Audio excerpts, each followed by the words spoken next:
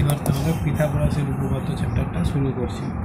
তো পিথাগোরাসের উপপাদ্যের যে উপপাদ্যটা আছে 49 নম্বর, সেটাতে কী বলেছে যে কোনো সমকোণী ত্রিভুজের উপর অঙ্কিত বর্গক্ষেত্রের ক্ষেত্রফল অপর দুটো বাহুর উপর অঙ্কিত বর্গক্ষেত্রের ক্ষেত্রফলের সমষ্টির সমান হয়। তো পিথাগোরাসের উপপাদ্য আমরা জানি যে একটা সমকোণী ত্রিভুজ থাকে, তার ক্ষেত্রে কি হয়, লম্ব স্কোয়ার প্লাস ভূমি স্কোয়ার ইকুয়াল টু অতিভুজের স্কোয়ার হয়। তো এই কথাটাকেই একটু ঠিকঠাকভাবে বলা, তো একটা রাফভাবে ছবি হিসাবে বলে দিই। তো এখানে কি বলেছে, একটা সমকোণী ত্রিভুজের অতিভুজের উপর অঙ্কিত, উপপাদ্য থেকে পড়ছি, অতিভুজের উপর অঙ্কিত বর্গক্ষেত্রের ক্ষেত্রফল, মানে এটা হচ্ছে অতিভুজ, এটা লম্ব, এটা ভূমি, তাহলে অতিভুজের উপর অঙ্কিত বর্গক্ষেত্র, তাহলে এইরকমভাবে একটা বর্গক্ষেত্র। তো বর্গক্ষেত্রের ক্ষেত্রফল কী হয়, বাহু স্কোয়ার। তো এটা তো অতিভুজ বলছি, তাহলে অতিভুজের স্কোয়ার হলো, তাহলে এটা হলো অতিভুজের স্কোয়ার এইটা। তারপরে কি বলেছে, অপর দুই বাহুর উপর অঙ্কিত বর্গক্ষেত্রের ক্ষেত্রফলের সমষ্টির সমান। আগে বর্গক্ষেত্রের ক্ষেত্রফল, তারপরে হচ্ছে সমষ্টি। তাহলে অপর দুটো বাহু, মানে এটা হচ্ছে লম্ব, তাহলে এর উপরে যদি একটা বর্গক্ষেত্র আঁকি, তাহলে তার ক্ষেত্রফল কী হয়ে যাবে, বাহু স্কোয়ার মানে লম্ব স্কোয়ার। একই রকমভাবে এই ভূমির উপর আরেকটা বাহু কী আছে, ভূমি, তাহলে ভূমির উপর যদি আরেকটা বর্গক্ষেত্র আঁকি, তাহলে এর ক্ষেত্রফল কত হয়ে যাবে, ভূমি স্কোয়ার। তাহলে অতিভুজের স্কোয়ার সমান বলতে লম্ব স্কোয়ার প্লাস ভূমি স্কোয়ার। এইটাই আসলে প্রমাণ করতে বলেছে, ভাষাটা একটু আলাদা হবে। এরপরে আসি আসল ছবিতে। তাহলে সুবিধার জন্য আমি এইরকমভাবে ছবিটা আঁকব। তাহলে একটা ত্রিভুজ এঁকে নিলাম, নাম দিয়ে দিলাম এ বি সি। এটা হচ্ছে একটা সমকোণী ত্রিভুজ, এই কোণটাকে আমি 90 ডিগ্রি নিয়েছি আমার সুবিধার জন্য, ছবিটা যাতে বুঝতে সুবিধা হয়। তাহলে এটা হলো 90 ডিগ্রি। তাহলে প্রদত্ততে কী লিখব, প্রদত্ততে লিখব হচ্ছে এ বি সি একটি সমকোণী ত্রিভুজ যার কোণ এ সমকোণী। তার প্রামাণ্য বিষয় কি বলছে, প্রামাণ্য বিষয় এক্ষুনি পেয়েছি, লম্ব স্কোয়ার প্লাস ভূমি স্কোয়ার ইকুয়াল টু অতিভুজের স্কোয়ার। তো এই ক্ষেত্রে আমরা জানি যে যেই কোণটা সমকোণ হয় তার বিপরীত বাহুটা হচ্ছে অতিভুজ। তাহলে অতিভুজের স্কোয়ার মানে বিসি এর স্কোয়ার সমান লম্ব স্কোয়ার প্লাস ভূমি স্কোয়ার। একটা বাহু, অপর বাহু দুটোর মধ্যে একটা হচ্ছে লম্ব, একটা হচ্ছে ভূমি, তাহলে একটা হচ্ছে এ বি স্কোয়ার আর একটা হচ্ছে এসি স্কোয়ার। তাহলে A B square plus AC এর স্কোয়ার, এইটা প্রমাণ করতে বলা যায়। এবারে অঙ্কন, তো আমার এটার জন্য অঙ্কন দরকার পড়বে।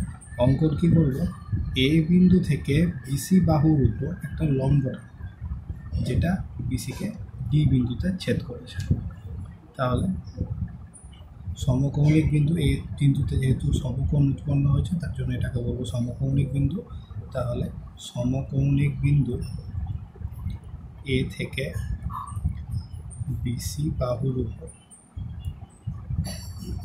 লম্ব অঙ্কন করা হলো,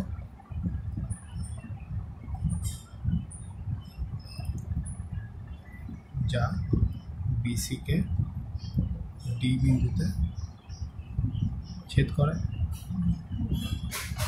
ব্যাস, এইবারে হচ্ছে প্রমাণ। এই প্রমাণের জন্য আগের দিন যে সদৃশতার উপপাদ্যটা করেছি সেইটা কাজে লাগবে। তো সেই উপপাদ্যতে আমরা কী যেন করেছিলাম, বলেছিলাম এই একই রকম ছবি ছিল, ওখানে ছিল যদি এই রকম সমকৌণিক বিন্দু থেকে একটা লম্ব অঙ্কন করা হয়, তাহলে যে দুটো ত্রিভুজ উৎপন্ন হয়, ছোট ত্রিভুজ, সেটা নিজেদের মধ্যেও সদৃশ হয় আর প্রত্যেকে বড় ত্রিভুজটার সাথে সদৃশ হয়। তো এখানে প্রথমটা যেটা কাজে লাগাবো, তাহলে আগে যে ভাষাটা বললাম সেটা লিখি, যে সমকোণী ত্রিভুজ এ বি সি এর অতিভুজ বিসি এর উপর এডি লম্ব। যদি এইটা হয় তাহলে অতএব দিয়ে কি বলতে পারি যে এই ছোট ত্রিভুজটা মানে ডি পি এ ত্রিভুজটা আর বড় ত্রিভুজটা মানে ফার্স্টে ওইভাবে লিখতে বলেছিলাম যে ত্রিভুজ ডি বি এ এই ত্রিভুজটা ও এবার বড় ত্রিভুজটা দিয়ে করবো। তাহলে হচ্ছে ত্রিভুজ ডি কোণটা কী ছিল, যেহেতু এটা লম্ব তাহলে এই কোণটা হচ্ছে 90 ডিগ্রি, তাহলে এবিসি ত্রিভুজের ক্ষেত্রে 90 ডিগ্রিটাকে আগে লিখতে হবে। তাহলে এ তারপরে বিসি। ছবিটা আগের দিনও করে দেখিয়েছিলাম, ওই যেটা প্রয়োগ এক্সট্রা করে করাচ্ছিলাম সেইটাতে এটা আছে ডি বি এ ত্রিভুজ। আর একই রকমভাবে যদি একটু ঘুরিয়ে নিয়ে ছবিটা আঁকি তাহলে ত্রিভুজটা এ বি সি এইরকম আসবে। বড় ত্রিভুজটাকে যদি একটু ঘুরিয়ে নিয়ে দিই তাহলে ডিবিএ আর এবিসি এই দুটো ত্রিভুজ সদৃশ হয়ে যাবে। সদৃশ হলে আগের দিনই করেছিলাম যে হচ্ছে সদৃশ হতে গেলে যে বাহুগুলোর অনুপাতগুলো সমান হয়। তাহলে বাহুগুলোর অনুপাত যদি বের করতে চাই তাহলে আমার অঙ্কে এখানে প্রমাণের দেখতে পাচ্ছি এখানে এ বি আছে আর এসি আছে, তাহলে এই দুটো দিয়ে করতে হবে। তাহলে এই যে এখানে আছে এ বি আর এখানে আছে এ বি, তাহলে একবার অতিভুজ নিব, অতিভুজ দুটোর অনুপাত বাই ভূমি দুটোর অনুপাত এইটা নিব। তাহলে অতিভুজ দুটোর অনুপাত যদি বের করি তাহলে কি হচ্ছে এ বি বাই সিবি বা বিসি, তাহলে A B by BC equal to কী হবে ভূমিদ্বয়ের অনুপাত। ভূমি দিয়ে আছে এবি আর এখানে হচ্ছে বিডি, তো আগে এটা নিতে হবে। তাহলে বিডি বাই এবি, তাহলে এখান থেকে কোনাকুনি গুণ করলে কী পাবো AB square equal to BC into BD. ব্যাস এটা 1 নম্বর দিয়ে থেকে গেল। তারপরে আবার একই রকমভাবে এখানে আরেকটা ছোট ত্রিভুজ ছিল যেটা যে ডিসি এ ত্রিভুজটা আর ওই বড় ত্রিভুজটা এসিবি যেটা ত্রিভুজ এসিবি বড় ত্রিভুজটা সেই দুটো আবার সদৃশ। তাহলে আবার লিখবো আবার ত্রিভুজ ডি সি এ ও ত্রিভুজ এ সি বি সদৃশ। আবার আগের দিনের ছবিটা একটু এঁকে দিই, তাহলে এই রকম ছিল ছবিটা ডিসিএ এরকম আছে। আর বড় যেটা ত্রিভুজ এবিসি ত্রিভুজটা সেটাকে একটু যদি আমরা ঘুরিয়ে নিয়ে একই রকমভাবে আঁকি তাহলে এই রকম পাবো এ সি বি। একটু খাতাটাকে ঘুরিয়ে নিয়ে দেখলেই বুঝতে পেরে যাবে। তাহলে আবার একই রকম এই দুটো ত্রিভুজ সদৃশ যেহেতু, তাহলে এদের মধ্যে আবার এবি তো পেয়ে গেছিলাম, এবি স্কোয়ার হয়ে গেছে, তাহলে এসি লাগবে আমার। তাহলে এখান থেকে দেখো এসি, এখানে আছে এসি মানে অতিভুজে এসি আছে আর এখানে ভূমিতে এসি আছে। তাহলে আবার একই রকম অতিভুজ আর ভূমি দিয়ে করলে হয়ে যাবে। তাহলে আবার একই রকম অতিভুজ দ্বয়ের অনুপাত মানে AC by BC equal to ভূমি দ্বয়ের অনুপাত মানে সিডি বা ডিসি আছে, সিডিও লিখতে পারি, সিডি বাই ডিসি লিখছি, তাহলে ডিসি বাই এসি, তাহলে ডিসি বাই এসি। আবার একই রকম কোনাকুনি গুণ করে দাও, তাহলে কত হচ্ছে AC square equal to BC into DC. এটা 2 নম্বর দিয়ে রেখে দেব। ব্যাস, এরপরে 1 নম্বর জানি আর 2 নম্বর যেটা জানি এই দুটোকে যোগ করে দিই।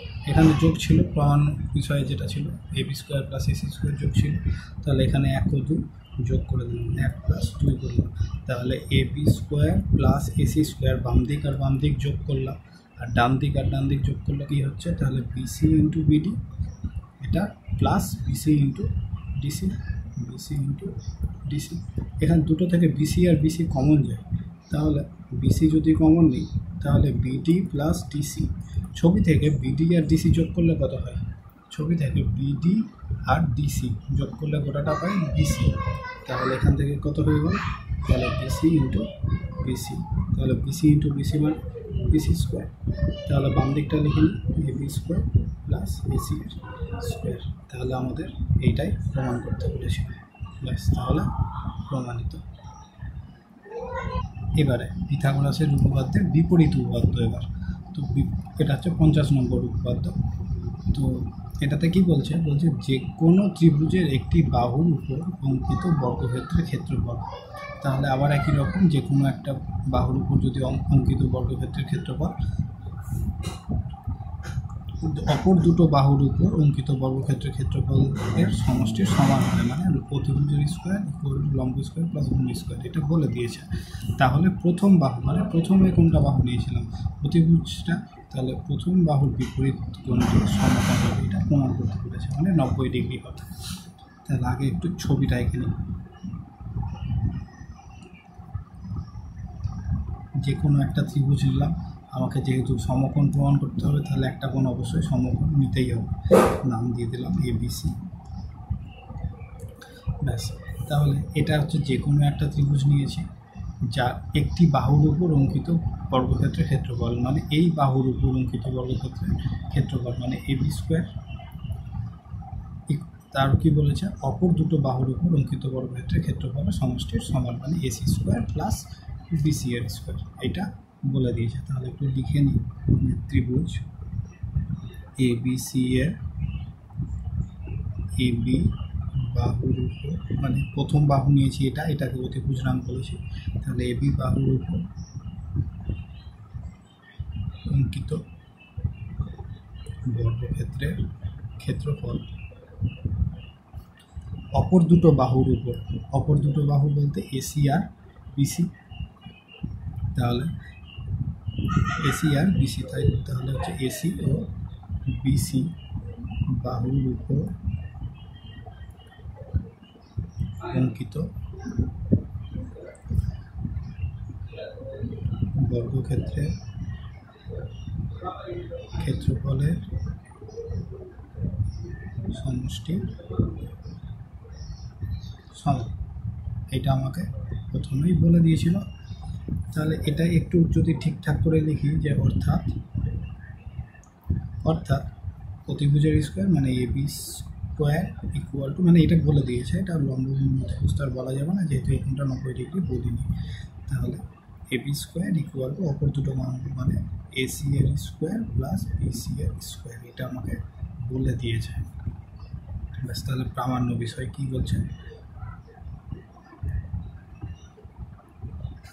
প্রামাণ্য বিষয় হচ্ছে কি বলেছিল, প্রথম বাহুর বিপরীত কোণটি সমকোণ হবে। প্রথম বাহু কোণটা নিয়েছিলাম এই যে AB বাহু, তাহলে AB বাহু বলতে এটা, তার বিপরীত কোণ এটা, তাহলে এই কোণটা সমকোণ হবে, মানে কোণ ACB এটা এক সমকোণ, ACB ইকুয়াল টু এক সমকোণ বা 90 ডিগ্রি, একই ব্যাপার। তাহলে এটা প্রমাণ করতে পেরেছে। তার জন্য অঙ্কন কি করব, অঙ্কন হচ্ছে এই CB যে সরলরেখা তার সমান করে মাপ নিয়ে একটা সরলরেখা, প্রথম নাম কি দিব FE, অল্প অল্প করে আস্তে আস্তে লিখব। তাহলে CB এর সমান করে FE সরলরেখাংশ অঙ্কন করা হলো। তারপরে কি করব, FE সরলরেখার F বিন্দুতে একটা লম্ব আঁকব।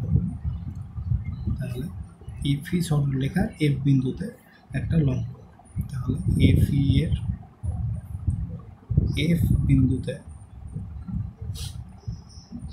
লম্ব অঙ্কন করা হলো, এবং FE সরলরেখার উপর F বিন্দুতে একটা লম্ব অঙ্কন করলাম, আর মাপ লিখে নিব AC এর সমান করে এই মাপ কেটে নেব, দিয়ে নাম দিব এখানে D। তাহলে এবং AC এর সমান করে DF কেটে নেওয়া হয়, এবং সেই লম্ব থেকে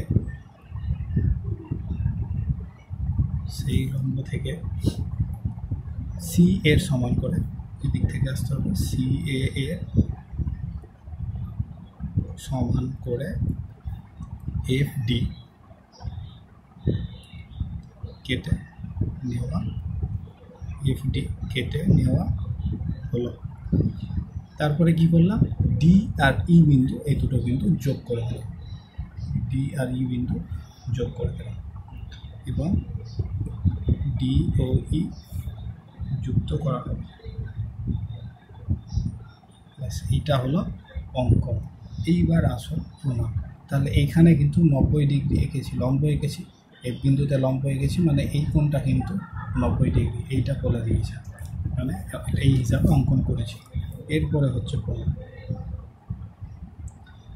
আচ্ছা, প্রমাণে আমরা প্রথমেই বলে দিয়েছিল প্রদত্ততে AB square equal to AC square plus BC square. তাহলে ওইটাকে লিখে নেব, AB square equal to AC square plus BC square. আচ্ছা, এখান থেকে তাহলে আচ্ছা এসি মানে ডিএফ অঙ্কন হিসাবে, যেহেতু এখানে করেছিলাম যে সিএ এর মাপ করে সিএ এর সমান করে এফডি অংশ কেটে নেওয়া হলো, তার মানে এই সিএ মানেই হচ্ছে এফডি। তাহলে এখানে এটাই উল্টে লিখছে, তাহলে এসি মানে হচ্ছে ডিএফ। তাহলে এসির জায়গায় এখানে এসির জায়গায় লিখলাম এখানে ডিএফ স্কোয়ার আছে তাই স্কোয়ার, প্লাস বিসি মানে কি ইএফ, তাহলে একই রকম বিসি মানেই হচ্ছে ই এফ এর স্কোয়ার, এখানে স্কোয়ার আছে তাহলে স্কোয়ার। তাহলে এখানে কি হলো, ডিএফ এর স্কোয়ার প্লাস ইএফ এর স্কোয়ার, মানে ডিএফ এর স্কোয়ার প্লাস ইএফ এর স্কোয়ার, মানে লম্ব স্কোয়ার প্লাস ভূমি স্কোয়ার। এই কোণটা তো 90 ডিগ্রি, তাহলে লম্ব ভূমি বলতে পারি।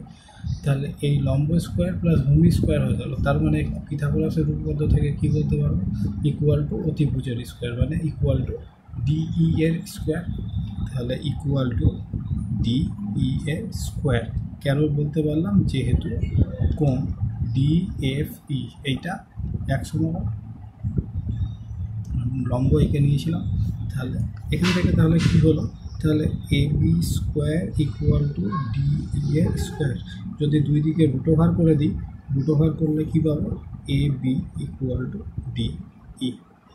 ব্যাস, এইটা আমার থাকলো। এইবারে এই দুটো যে ত্রিভুজ এ বি সি আর হচ্ছে ডিইএফ, এই দুটো ত্রিভুজ থেকে কী কী পেলাম তাহলে, তাহলে ত্রিভুজ এ বি সি ও ত্রিভুজ ডিইএফ থেকে একটা একটা করে দেখবো, একটা একটা করে লিখব। আচ্ছা, অঙ্কন হিসাবে প্রথমেই এঁকে নিয়েছিলাম সিবি সমান এফ ই। কেন, এই যে সিবি এর সমান করে এফ ই সরলরেখা অঙ্কন করা হলো। তাহলে সিবি সমান এফ, এইটা একটা লিখলাম। তাহলে সিবি সমান এফ ই। তারপরে কি ছিল, সি এ সমান এফ ডি। কেন, এই যে সি এ এর সমান করে এফ ডি কেটে নেওয়া হলো, তাহলে সি এ সমান এফ ডি। তাহলে তারপরে হচ্ছে সি এ সমান এফ ডি, এটা গেল। আর তারপরে কি হলো, এ বি সমান ডিই। কেন, এই যে এক্ষুনি একটু আগে প্রমাণ করেছি এ বি সমান ডিই, আর হচ্ছে এ বি সমান ডিই। তাহলে এখানে কি হলো, A B equal to DE. তাহলে দুটো ত্রিভুজের মধ্যে তিনটে কন্ডিশন পেয়ে গেছি, তাহলে এই দুটো ত্রিভুজ হয়ে গেল সর্বসম। অতএব ত্রিভুজ A B C equal to ত্রিভুজ সর্বসম ত্রিভুজ ডিই। আচ্ছা, সর্বসম যেহেতু হয়েছে, তাহলে অনুরূপ বাহুগুলো বা অনুরূপ কোণগুলো সমান বলতে পারি। কিন্তু আমার এখানে প্রামাণ্য বিষয় কি আছে, কোনটা সমান করা আছে। তাহলে অনুরূপ কোণ যদি সমান করি, তাহলে আমি এখান থেকে বলতে পারবো যে এই কোণ আর এই কোণটা সমান। অনুরূপ কোণ যদি সমান করি, তার মানে কোণ A C B equal to কোণ ডিএফই। তাহলে অতএব কোণ এ সি বি